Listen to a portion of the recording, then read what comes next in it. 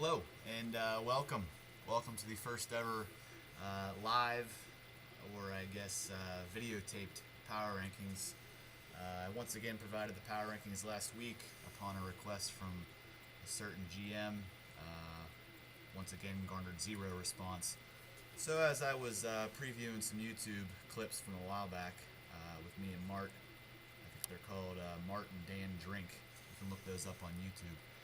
As I was previewing those, I came to the conclusion that the only way to spice these things up and perhaps get some response was to take it to the airwaves, give you a live version, and see if there's any comments. Maybe we'll have some email chatter or something like that after we get these out. So I'd like to welcome you to the PRC offices. We got the PRC TV back there. Got the PRC pups hanging out on the couch. Got the PRC cup of coffee brewed by the PRC Keurig. And even have the PRC iPhone, just in case Adam Scheffler decided to call and give me the latest updates while the rankings are going on. We also have the PRC. I'm gonna throw that away. What I'm going to do though is I have my big board over here, my PRC big board to the right of me. So if you see me glance over there, away from this here camera, that's why I'm doing that. As good as the PRC is, it can't quite commit everything to memory. So what we're going to do is we're going to go from the bottom up. So add a little bit of intrigue, a little bit of drama, a little bit of spice to these power rankings. And basically what we have on our hands for the ZFFL is we have just one team eliminated. We'll get to them first, quite obviously, the Longshanks. Everybody else seems to be in the mix. The Allegheny Pirates are struggling, 3 games back in the division, but they do have a win over division-leading Fisher, so that makes it possible for Chadley to catch Fisher and potentially make the playoffs. Possible, yes. It ain't gonna happen.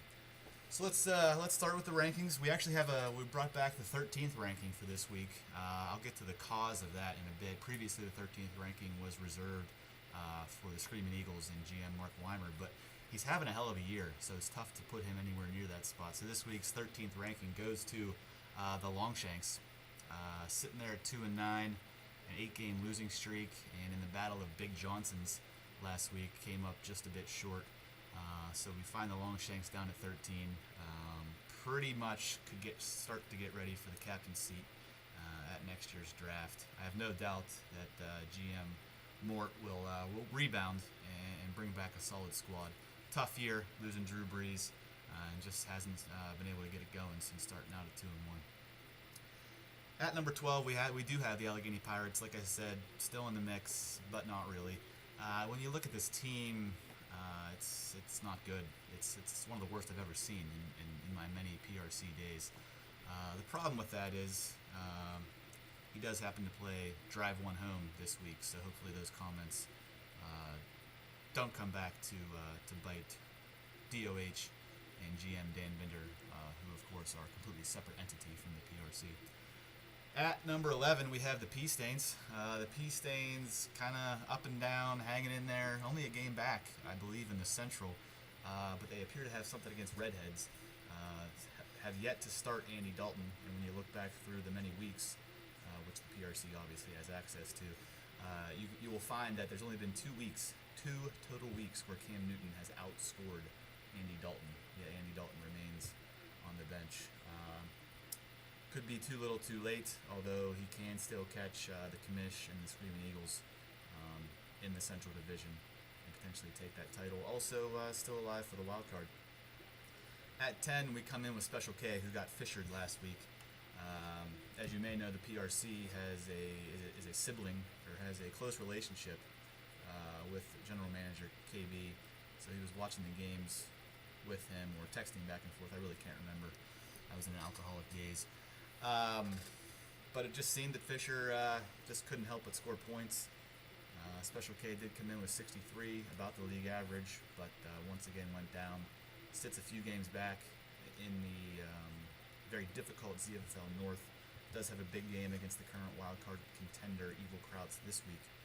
So they are still alive, and we'll see if they can move up from that 10 spot.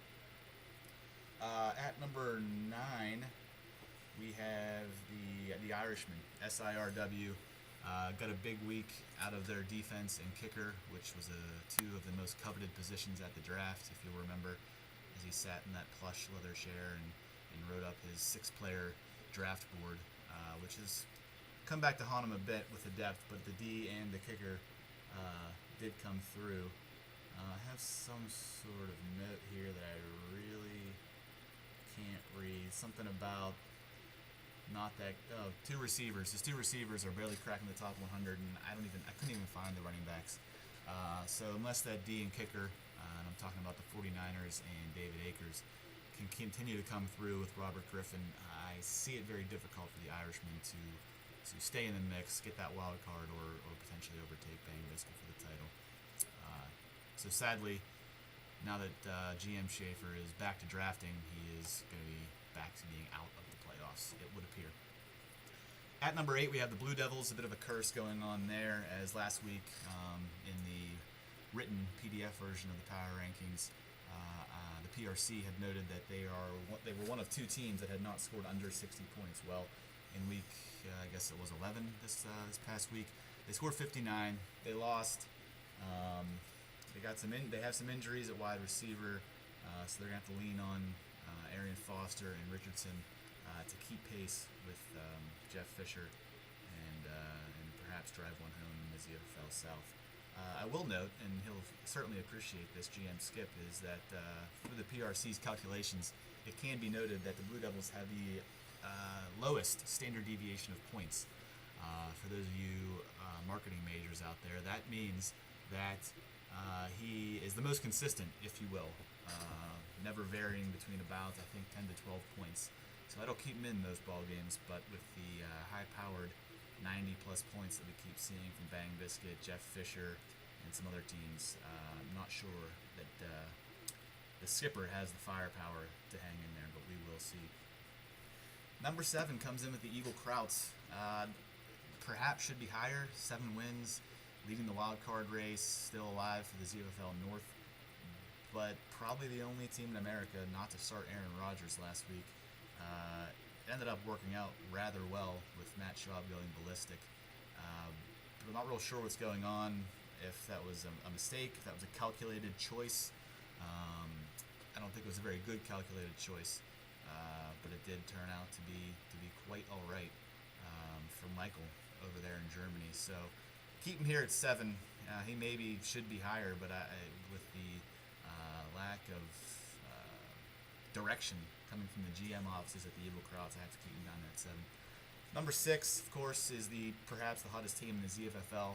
That is Drive One Home, rattling off 3 straight here, back to 5 and 6, within striking distance of both the Blue Devils and Jeff Fisher in the South, and also just defeated, or has recently defeated, I think, the Eagle Krauts. So that wild card hope is still there as well.